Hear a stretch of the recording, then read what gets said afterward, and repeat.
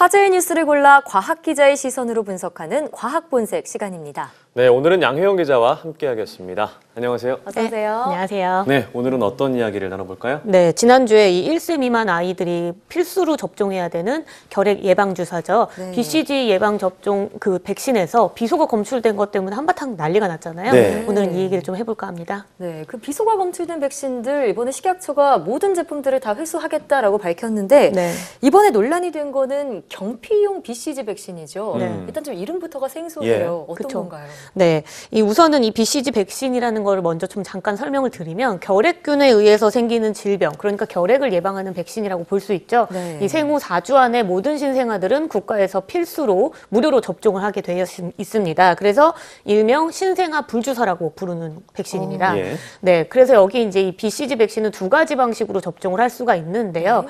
피부에서 15도 각도로 주사 바늘을 찔러서 백신을 주입하는 피내용이라는 방식이 있고요. 9개의 주사 바늘을 가진 주사 도구를 이용해서 도장을 찍듯이 눌러서 접종하는 경피용 방식, 이렇게 두 가지가 있습니다. 네. 이번에 논란이 된 게 그럼 경피용이죠. 그렇죠. 네. 그래서 이제 국가에서는 무료 접종을 해주는 백신은 피내용으로 주사를 놓는 방식인데 그래요? 팔에 이렇게 볼록한 주사 형태, 우리가 불주사 자국이라고 부르는 네. 흉터가 남고요. 경피용 백신 같은 경우에는 금액이 들어가요. 한 7, 8만 원 정도의 비용이 들지만 흉터가 남지 않기 때문에 최근에서 이제 아주 선호도가 높아지고 있는 추세거든요.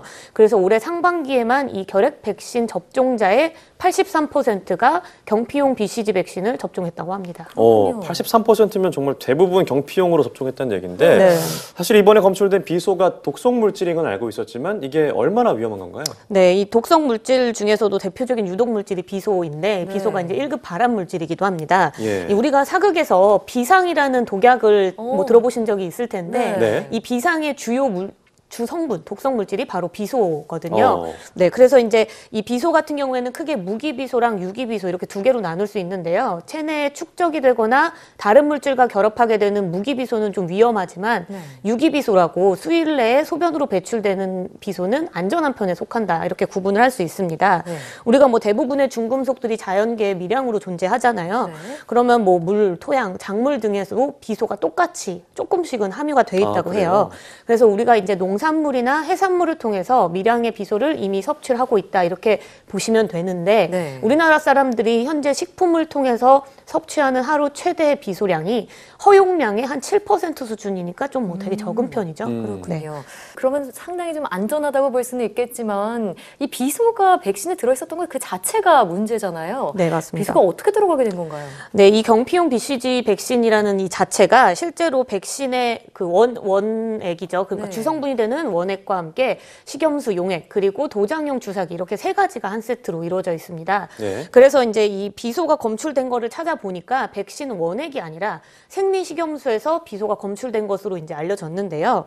검출된 비소량을 살펴보시면 0.26ppm으로 주사액의 비소 함량치가 있는데 그게 네. 0.1ppm이거든요. 그러니까 예. 기준치의 2.6배가 발견된 걸 알 수가 있죠. 그래서 식약처 관계자는요. 생리식염수 용액을 유리병에 담는 과정, 그러니까 밀봉을 하는 과정에서 유리병 속 비소가 생리식염수에 녹아들었다 이렇게 추정을 좀 하고 있고요. 네. 그러니까 백신 자체에 비소가 들었다는 게 아니라 용기에 문제가 있었다 이렇게 좀 지금 추정을 하고 있습니다. 네. 네, 그런데 그 식약처가 의약품을 수입할 때는 원래 안전성 검사를 하잖아요. 네. 근데 왜 비소가 검출된 걸 뒤늦게 알게 된 건가요? 네, 이게 이제 식약처에서 백신을 이제 조사를 할 때, 안정성 검사를 할 때 원액, 예. 그러니까 진짜 백신의 역할을 하는 원액은 실제로 안정성 검사를 국내에서 따로 합니다. 하지만 완제품으로 들어오는 생리식염수의 경우에는 별도의 검사 없이 제약사가 제출한 이 시험 성적서를 대체를 한다고 하죠. 네. 그래서 이제 실제로 검사를 안 해서 이제 몰랐던 거다 이건데요. 전문가들은 이 결국 백신 사용에 생리식염수가 함께 쓰이니까 식염수도 약의 일부로 보고 원액과 같이 엄격한 기준과 검사가 필요하다 이렇게 좀 지적을 하고 있습니다. 네. 그런데 가장 궁금한 건 맞아도 신생아들이 좀 안전할까 이 부분입니다. 부모님들이 많이 궁금해하실 텐데 네. 어떻게 보시나요? 네, 뭐 아까 말씀드렸지만 이제 물에서 녹아서 수일 내에 소변으로 배출되는 거기 때문에 네. 식약처에서는 안전하다 이렇게 이야기하고 있습니다. 또 이제 그 앞서 왜 주사액에 비소가 들어가 있는 함량 기준치가 뭐 기준치 2.6배가 검출됐다 네. 이랬잖아요. 하지만 인체 안전 기준에는 한참 못 미치는 수준인데요. 의약품 국제협력조화 회의에 따르면요. 우리가 이 주사액 속에 비소의 1일 인체 최대 허용량이 1.5 마이크로그램이라고 지정되어 있습니다. 네. 그런데 이번에 검출된 비소의 양은 0.039 마이크로그램으로 1일 허용량의 한 38분의 1 수준이었거든요. 그러니까 좀 굉장히 적은 양이죠. 또 그리고 이 앞서 이 말씀드린 기준, 1일 허용량인 기준은 평생 동안 매일매일 접종했을 때를 기준으로 하기 때문에 네. 이 BCG 백신은 우리가 평생 딱 한 번, 4주 전인 그 생후 4주 기간에 한 번밖에 안 맞으니까 기준치를 넘지 않는다. 그래서 안전하다. 이렇게 설명하고 있습니다. 네, 그래도 이렇게 설명을 해도 아이를 둔 부모들은 불안할 수밖에 없을 것 같다는 맞아요. 생각이 듭니다. 또 이게 필수 접종 백신인 만큼 이번에 문제가 된 경피온 백신 말고는 또 다른 백신은 없나요? 네, 아까 뭐 말씀드렸지만 두 가지 종류, 그러니까 경피용과 피내용 두 가지로 맞을 수 있잖아요. 예. 근데 이제 국내에서 사용할 수 있는 지금 경피용, 그러니까 주사 도장처럼 찍는 경피용 BCG 백신은 문제가 된 일본산 제품밖에 없어요. 딱 하나밖에 없습니다.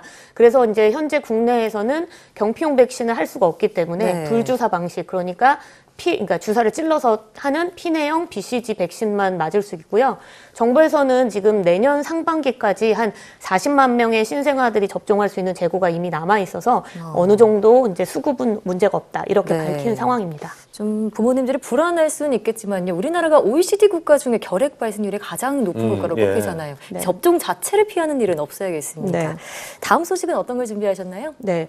혹시 지난주에 과학 분야 소식 중에 어떤 소식이 사람들한테 가장 관심을 끌었을 것 같은지 뭐 여러분들은 어떠세요? 지난주 소식이요? 네, 저는 뭐 폴더블 폰도 생각이 나고 네. 몇 가지 생각이 나는 것 같은데요. 네, 맞습니다. 그래서 이제 지난주 이제 전 세계 IT 관계자들이나 IT를 좋아하시는 네. 분들에게 굉장히 이제 큰 인기를 끌었던 삼성의 폴더블 폰에 대해서 좀 이야기를 해보려고 하거든요. 네. 네. 그렇군요. 자, 이게 상상만 했던 기술이 현실되니까 좀 신기한 맞아요. 생각이 이렇게 펴서 들더라고요. 보는. 네. 네, 그리고 뭐 세계 최초의 폴더블 폰 타이틀을 중국 업체가 가져갔다. 뭐 이런 내용을 보도해드리기도 했는데 네, 그렇죠. 사실 근데 이게 반응이 그렇게 좋지만은 않았다고요. 네, 맞아요. 중국 폰 자체, 중국의 로열이라는 업체가 지난 10월 말이죠. 접는 스마트폰인 플렉스파이를 최초로 공개해서 세계 최초 폴더블 폰의 타이틀을 가져갔습니다. 네. 예. 이 제품은 실제로 판매할 수 있는 모델로 공개가 됐음에도 불구하고 기대 이하의 디자인, 성능으로 아주 혹평을 받고 있는데요.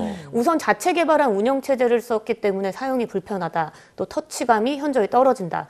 또 접었을 때 한쪽 면이 쭈글쭈글해지는 평가 등을 받고 있어서 네. 예. 이제 굉장히 혹평을 받고 있고요.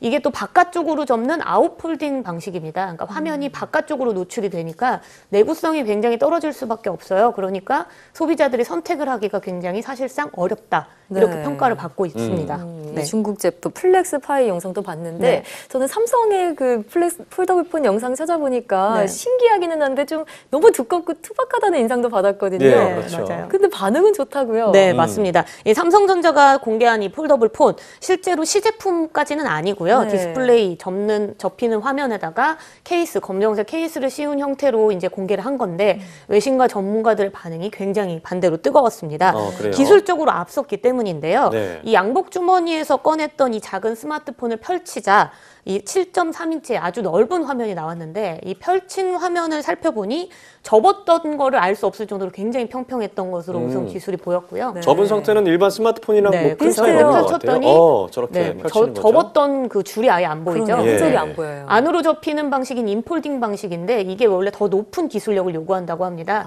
그래서 삼성전자가 이를 위해서 휘는 터치 필름에다가 뭐 초방막 평광 필름 등 5가지의 층으로 이제 이 디스플레이를 만들었고요. 네. 특히 층마다 특수 접착제를 발라서 이 하루에 한 100번씩 접었다 폈다 해도 5년 동안은 무리 없이 쓸 수 있을 만큼의 내구성을 구현해냈다고 합니다. 네. 그렇군요. 근데 말씀하시기로 7.3인치의 화면이라고 하셨는데 일반 스마트폰도 한 6.5인치까지도 나왔고 네, 또 더 그렇죠. 큰 화면을 원하면 태블릿 PC를 들고 다녀도 될 텐데 네. 이렇게 굳이 폴더블 폰을 이렇게 개발한 이유가 있을까요? 네, 아무래도 이 폴더블 폰의 기본 이 기술, 우리가 접었다 폈다 하는 거요. 그 아닌 대부분 이제 한 5년 전부터 많은 업체들이 원래 기술을 가지고 있음에도 불구하고 이게 이제 핸드폰이 안 나온 이유가 네. 사야 될 의미를 못 찾겠다였어요, 실제로.